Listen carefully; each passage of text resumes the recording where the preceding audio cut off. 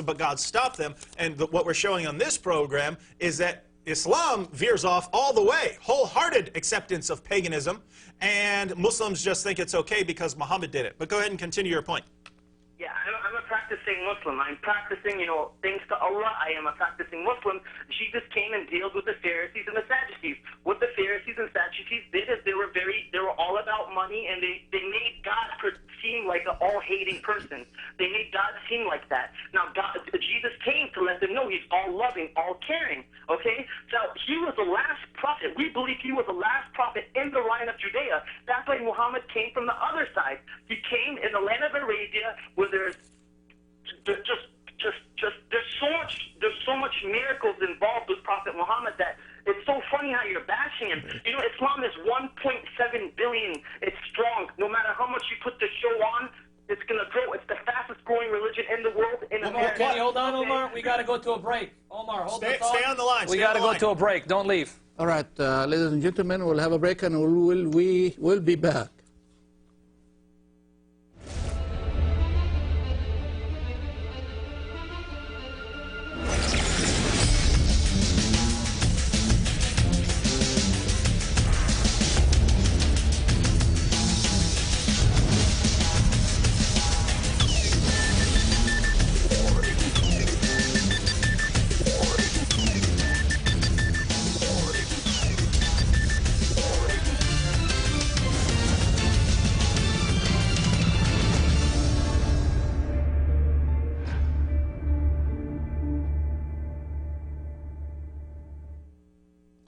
We're back, and we'll go to Omar and David. Omar, just to clarify something you just said, you pointed out that there are 1.7 billion Muslims in the world and that Islam is the fastest growing religion. We addressed this on the show yesterday. One, there's not 1.7 billion, but if you're comfortable with that number, that's fine. Why is Islam growing fast? And it's the actual reason, if you look at the statistics, is that many Muslim countries are third world countries, which are part of the criterion for being a third world country is high birth rates. We find even here in the West, in Europe for instance, that Muslim birth rates are 3 times higher than that of non-Muslims. So it's not because people are converting to Islam around the world. People are converting to Islam, that's true, but that's not where you're getting this massive increase in Islam. It's because of your birth rates, because many Muslim countries are third world countries. But now you just said, because remember a few minutes ago, I said, why? Give us a reason. So we have all of this evidence against Muhammad. We find all of these problems with Muhammad. We never see any reason to believe in Muhammad. You actually gave us an argument. You didn't clarify it, so I'm hoping you'll clarify it. You gave us an argument that Muhammad was a prophet. You said there are so many miracles associated with Muhammad, but you didn't give us an example. So could you give us some examples of what you mean by Muhammad performing miracles? Because if you can show us that Muhammad performed miracles, then we'll have to take that into consideration. So what do you mean when you say that? Because you keep changing the subject. You make a point, and then I address it and refute it, and then you move on to something else. But let's get on this issue of miracles. What miracles show that Muhammad was a true prophet? Okay. The last person the Jews accept is Ezra, right? The last person the Christians accept is Jesus. And the last person the Muslims accept is Muhammad, peace be upon him, okay? Now, when Nebuchadnezzar burnt the temples in Jerusalem, right? This is history we're talking about. I'm not making this up. This is from my understanding of doing research. Nebuchadnezzar burned down the temples and all the Torahs were burnt, okay? Now, the Old Testament. And who was the one who memorized it? It was Ezra. So then they started claiming that Ezra was the son of God. Okay, Jesus. Hey, Omar, we've spent many years studying Christianity. We have no clue what you're talking about right now. Could you please give us some sources for what you're saying? Omar, let me comment real quickly. You're getting these sources not from Jewish history, because you said Nebuchadnezzar burnt all the copies of the Torah. That's refuted by the Old Testament. Read the book of Daniel. Nebuchadnezzar is in the very palace of the king of Babylon, and he ministered during the reign of Nebuchadnezzar all the way until the Persians took over. In Daniel chapter 9, if you read verses 1 to 3, you're going to see that Daniel has scrolls of the prophetic books. One of those books include the Torah of Moses. Daniel chapter 9, verses 1 to 3, and verses 11 and 13. He mentions the scroll of Jeremiah and the prophecy that Jeremiah made that the Jews would be in captivity for 70 years. And then he mentions all the curses falling upon the Israelites as recorded in the law of Moses, which means that he has a copy of the law of Moses and he's reading it. So this myth that you're quoting from doesn't come from accurate, authentic history, nor does it come from the Old Testament writings. It comes from myths and fables that were written centuries afterwards. He also said the Jews called Ezra the son of God. Yeah, that's from the Quran. So you made 2 points, but again, Daniel chapter 9, verses 1 to 3, I'm giving you the sources. Daniel is ministering to the king of Babylon, Nebuchadnezzar, in the king's palace. You can read it, Daniel, just read the book.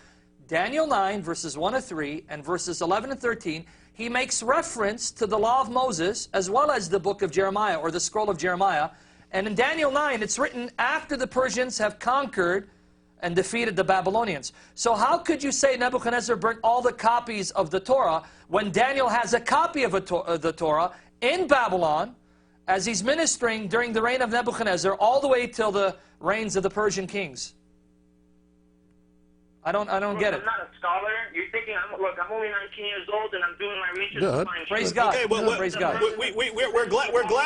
Omar, we're glad you're Praise God studying for you. this. Most young people are not studying this or thank God taking it for you, yes. seriously. So we're glad you're doing that. But go ahead.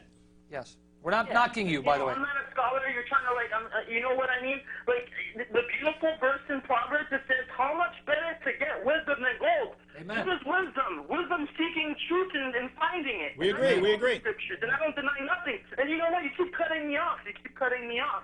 Omar, Take the longest time with you. we have to cut you off if you say something false. We're not going. The purpose of this show is to get the truth out about Amen. Christianity and about Islam. If someone, whether Christian or Muslim, says something false about Christianity or Islam, we want to cut that person off so we can correct it. Otherwise, you'll just keep talking as if you've established some truth. So as long as you don't say something false, then we won't jump in on you. But as we've seen, you haven't really gone more than 30 or 40 seconds without saying something that is false, obviously false. And Omar, with all due respect, we can't just let you bring up 10 points. We have to deal with 1 point at a time. So bring up one specific point, make your case for it so we can address it. And I've specifically asked if you made a claim. You made a claim. We want to examine the truth on this show. You made a claim that there are so many miracles associated with Muhammad. I'm asking you for one. Now, if you can give 2 or 3 very quickly, that would be even better. But what would be your best example of a miracle, of whatever sort, a miracle associated with Muhammad? Because all we ever find is evidence against Muhammad. We never find any reason to believe in Muhammad. Give us your best example. It's the Quran. It is the Quran. It is the Quran. And you can bash it all you want. Well, the truth will prevail. Just like Moses, when he threw the stick, it turned into a snake. Just like Jesus, he healed the blind, healed the sick, brought the dead back to life. All prophets had miracles.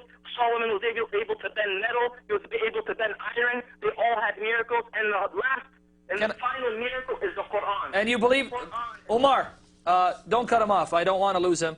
Omar, since you believe the Quran is a miracle, you believe everything it says is true, and that whatever it says will happen shall happen, right? You agree with that, right?